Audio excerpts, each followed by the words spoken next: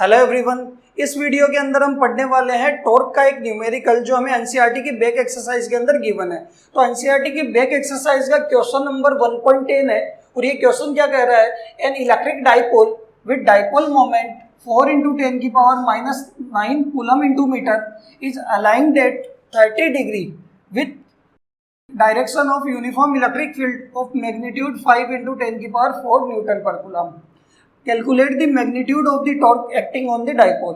इस क्वेश्चन के अंदर ये कह रहा है कि एक इलेक्ट्रिक डाइपोल है जो यूनिफॉर्म इलेक्ट्रिक फील्ड के अंदर 30 डिग्री के एंगल पे रखा हुआ है और डाइपोल मोमेंट भी गिवन है आपको और इलेक्ट्रिक फील्ड भी गिवन है। उस डाइपोल के ऊपर यूनिफॉर्म इलेक्ट्रिक फील्ड के अंदर जो टॉर्क लगने वाला है उसका मैग्नीट्यूड हमें फाइंड करना है। तो देखो क्वेश्चन के अंदर सबसे पहले हम इसके गिवन की बात करते हैं कि हमें क्या क्या गिवन है।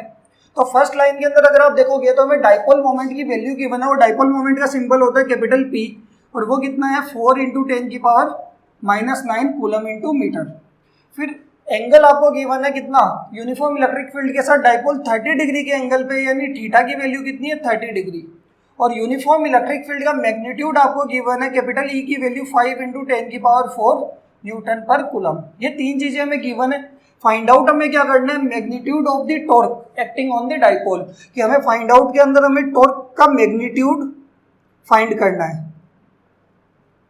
तो ये टॉर्क, तो देखो हमें पता है कि यूनिफॉर्म इलेक्ट्रिक फील्ड के अंदर किसी भी डाइपोल पे इलेक्ट्रिक फील्ड पे टॉर्क कितना लगता है, वो लगता है टाउ = PE sin थीटा।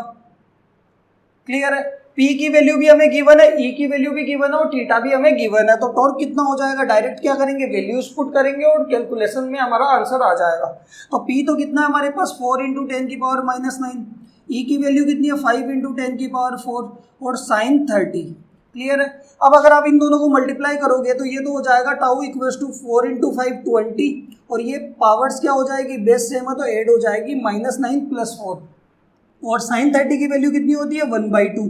2 से देखो ये 20 कट गया कितने टाइम्स 10 टाइम्स। क्लियर है, तो यहाँ से अगर आपके पास आ जाएगा वो आ जाएगा 10 × 10⁻⁵। तो टॉर्क कितना आ जाएगा, यानी आप यहाँ पे लिख सकते हो कि टॉर्क की वैल्यू आपके पास आ रही है 10 × 10⁻⁵, ये हो जाएगा 10⁻⁴।